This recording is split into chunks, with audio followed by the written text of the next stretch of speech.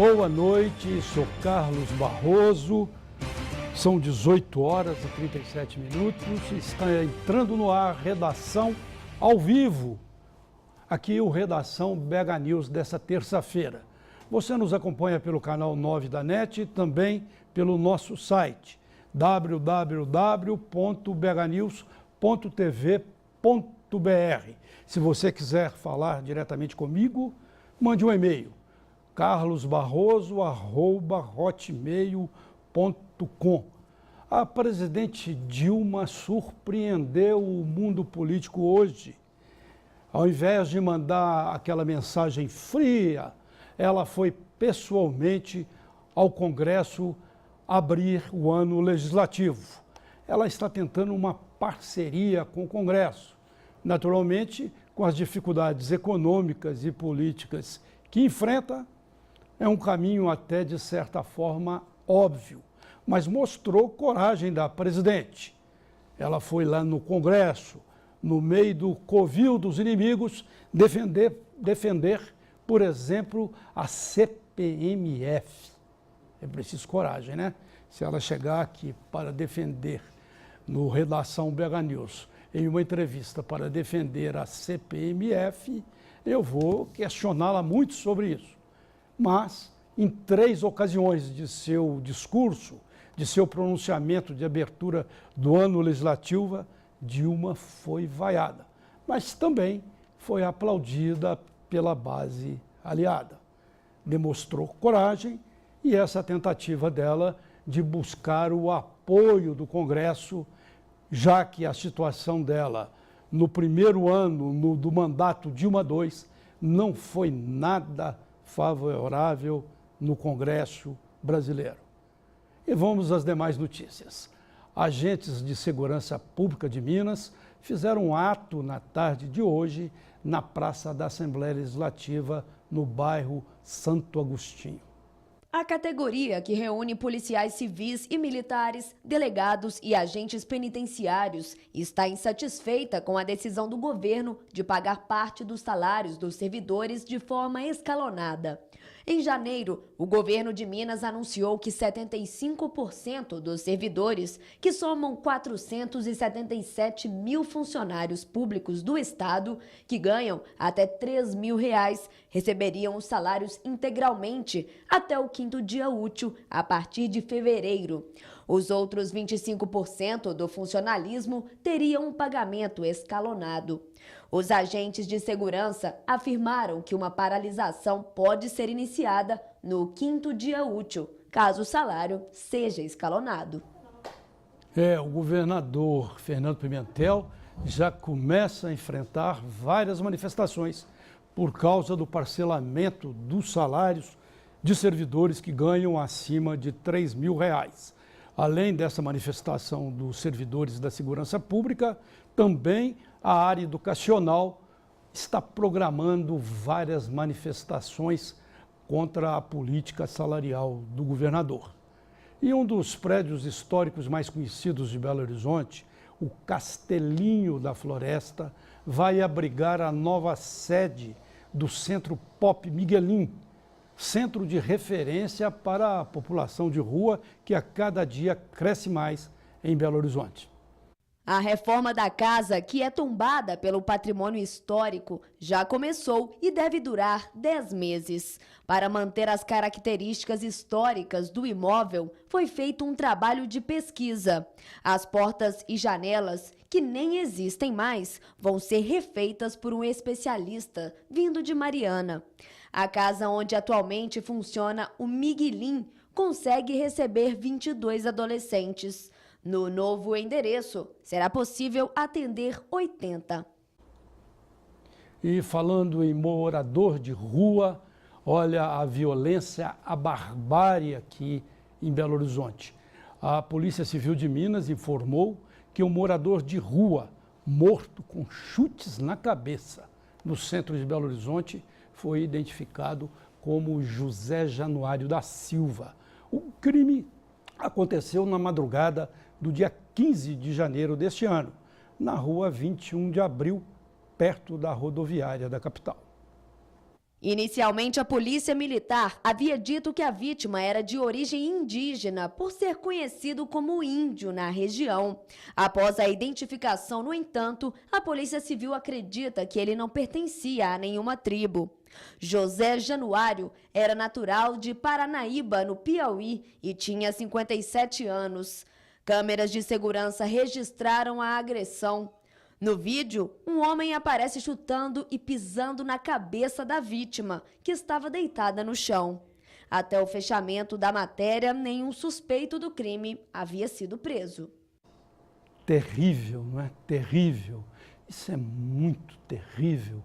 Matar uma pessoa a sangue frio, um cara que está lá jogado no meio da rua, não importa se ele está incomodando ou fazendo o que quer que seja, matá-lo a chutes na cabeça, é uma barbárie sem tamanho. A polícia tem de correr para pegar esse assassino e não se tornar mais um caso daqueles que acabam no arquivo porque se trata de uma pessoa que mora na rua.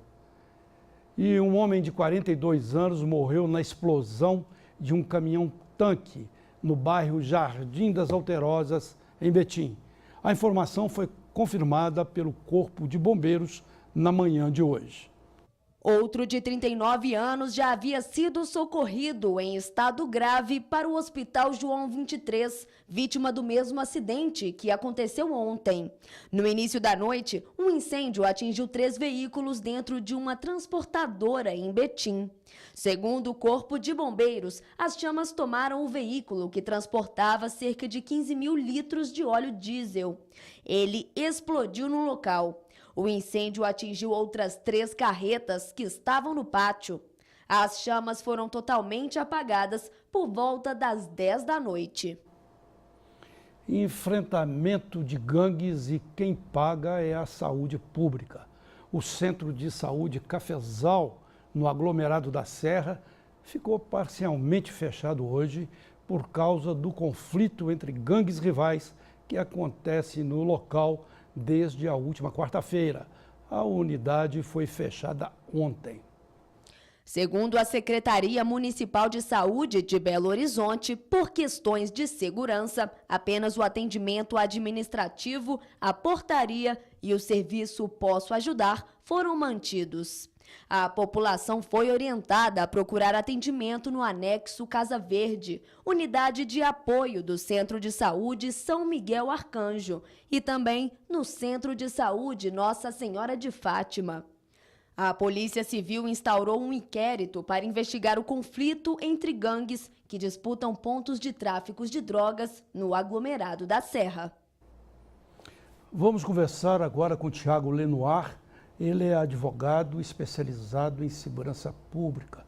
Lenoir, boa noite, prazer em recebê-lo aqui em 2016. Boa noite, Barroso. Para mim que é uma honra retornar a esse estúdio. Todo elegante, mais magro, está no regime, nos exercícios, que ótimo. Isso. Mas, ô Lenoir, e isso que está acontecendo lá no aglomerado da Serra? Rivalidade, brigas medonhas entre gangues rivais, intervenção da polícia. Esclarece para a gente qual que são os fundamentos e o que realmente está acontecendo lá na Serra. Barroso, o Estado ele funciona da seguinte forma: a mão que bate é também a mesma mão que vai afagar. O que isso significa? O mesmo Estado que vai trabalhar com a força de segurança pública, essa mesma força que hoje faz uma manifestação na Assembleia, que abraça o prédio do Copom, que sofre com escalonamento de salário, essa força que nós temos policiais que saem para o trabalho e não sabem se vão retornar porque se deparam com uma verdadeira guerra, essa mesma força policial que se depara com bandidos muito bem armados, bandidos que com radiocomunicador no alto do aglomerado da Serra informam que está entrando ali viaturas da Polícia Militar. Essa força é a força estatal que, em tese, vai bater. Que vai bater não no cidadão de bem, obviamente, vai bater na criminalidade, vai tentar combater essa criminalidade. O Estado também funciona a força que afaga. Porque se um bandido daquele é alvejado, seja por outro bandido ou seja pela polícia militar, o Estado também tem que socorrer ele por meio por meio da saúde, por meio do SUS, por meio do João 23, que vai atender por meio de um centro de saúde que nós temos ali no aglomerado. Esse mesmo Estado, ele tem que proporcionar ao cidadão o transporte, independentemente da guerra que está acontecendo lá na Serra, o cidadão ele tem o direito de ir e vir e ele fica cerceado a partir do momento que tem uma situação de causa instalada. Aquele cidadão, ele tem que ter direito ao lazer. Um dos palcos dos eventos criminosos que tem acontecido nos últimos dias lá na Serra foi justamente uma praça de lazer que é instalada ali no centro do aglomerado do Cafezal, que consequentemente, uma viatura da Polícia Militar foi alvejada e um dos bandidos foram alvejados também e encontra-se no João 23, a última informação que eu tive, ele ainda estava internado lá. Ou seja, Barroso, o Estado ele tem que se fazer presente. E o que aquelas pessoas que moram ali e sofrem diante daquele Estado ali, naquela situação de perplexidade, é o seguinte: será que os bandidos eles estão fazendo um Estado paralelo naquele aglomerado? Essa é a grande pergunta que tem que ser respondida pelo próprio Estado. Ele tem que demonstrar que a Polícia Militar, antes de querer combater a criminalidade, ela tem que dar tranquilidade aos cidadãos de bem e garantir a eles o mínimo que está previsto na Constituição, que é uma segurança pública, o direito do sujeito de ir e vir, de transitar com segurança, o direito à saúde, o direito a uma moradia digna, o direito ao lazer também, e proporcionar a ele uma tranquilidade. Resumindo, o que o cidadão quer é a paz. E o Estado, ele tem que proporcionar essa paz ao cidadão. Ô, Lenoir, você até usou aí uma metáfora parecida com aquele famoso poema do poeta nordestino Augusto dos Anjos, que disse que a mesma boca que beija é a boca que escarra. Mas sobre essa questão de paz, você disse que tem dois lados, tem essa dualidade do trabalho, do dever do Estado, mas eu queria saber sobre essa paz. Qual que seria a solução, já que estão acontecendo essas guerras entre gangues rivais? Qual seria o papel, qual seria a posição do Estado? Teria de lá no aglomerado da Serra se fazer como fez no Rio de Janeiro, uma espécie de APP, com uma intervenção do Estado, da Polícia Militar? Você acha que é por aí uma intervenção definitiva e não apenas provisória enquanto estão acontecendo as escaramuças? Olha, Barroso, eu conheço muito bem a Polícia Militar de Minas Gerais e eu sei que, em que pese todas as dificuldades, tanto materiais quanto pessoais que atualmente, e políticas também que atualmente vem passando a gloriosa milícia de Tiradentes, eu não tenho dúvidas que a Polícia Militar de Minas Gerais é uma polícia extremamente capacitada, é a melhor polícia do Brasil. Nesse exato momento, nós temos ali homens do GAT atuando no alto do aglomerado, com excursões estratégicas para ocupar locais que somente grupos de elite conseguem ocupar. Nós temos viaturas do GEPAR, que é um grupo especializado de proteção a áreas de risco, que já atuam diariamente ali naquela localidade. Nós temos viaturas do Tático Móvel, que também atuam nessas unidades, nesses locais de crise, lá dentro do aglomerado da Serra. Eu não tenho dúvidas que a Polícia Militar, ela tem sim feito o trabalho ostensivo dela. Agora, não adianta também a Polícia Militar prender um sujeito e levar para uma CEFLAM, para uma central de flagrantes da Polícia Civil, e a viatura ficar lá aguardando praticamente 12 horas para encerrar uma ocorrência. Eu, como advogado criminalista, eu posso falar por uma experiência própria. Semana passada eu tive na CEFLAM 1, ali na Pouso Alegre, e fui acompanhar um flagrante de uma ocorrência que aconteceu às 10 horas da manhã, ela só foi encerrada às 11 horas da noite. Muita burocracia, né? Veja bem, aquele policial militar que era para estar no aglomerado, era para estar na rua, combatendo a criminalidade, ele fica por conta ali, aguardando 12 horas para encerrar uma ocorrência. Difícil, né?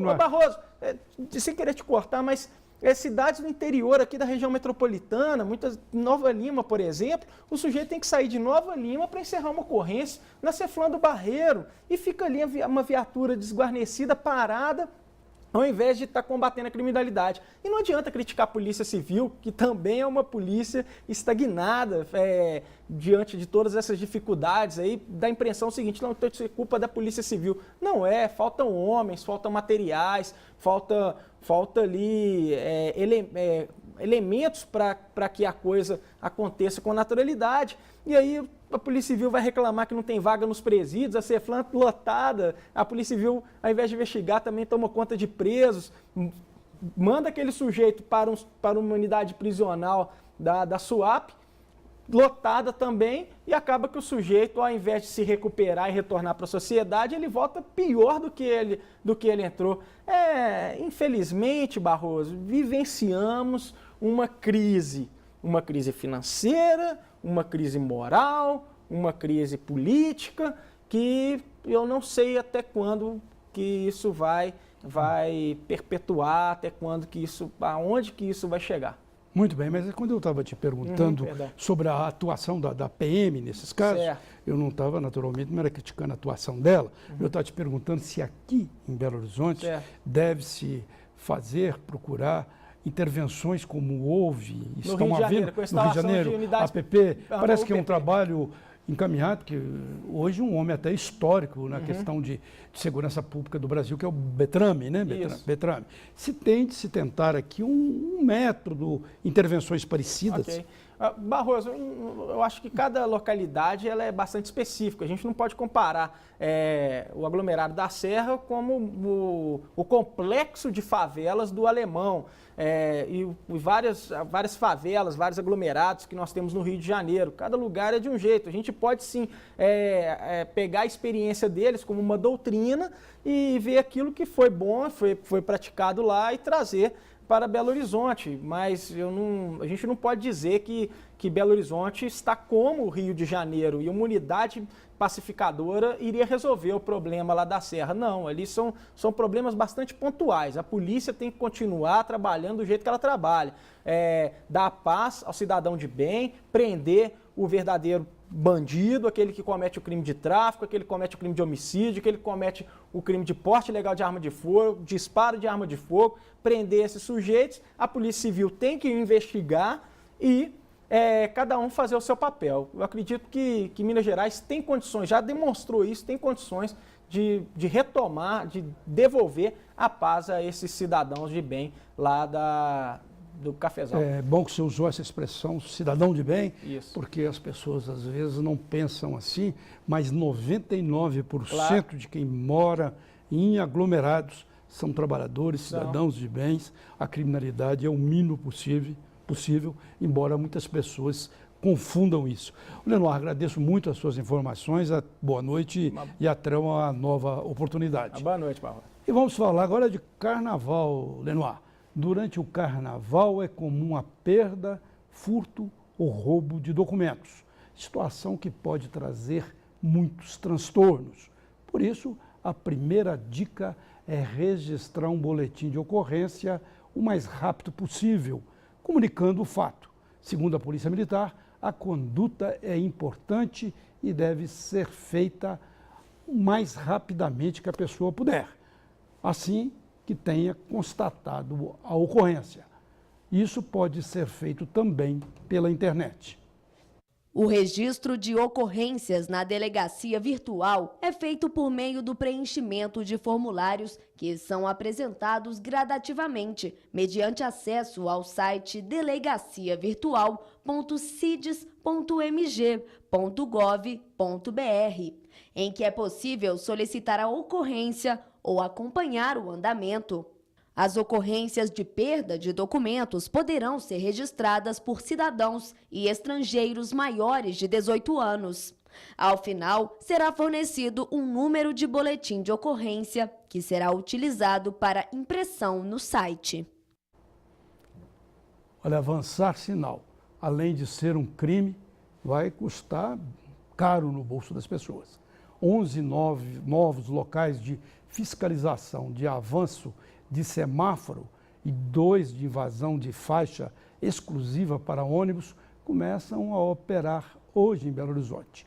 De acordo com a BH Trans, a implantação dos equipamentos pretende melhorar as condições de segurança e mobilidade e controlar o excesso de velocidade na cidade.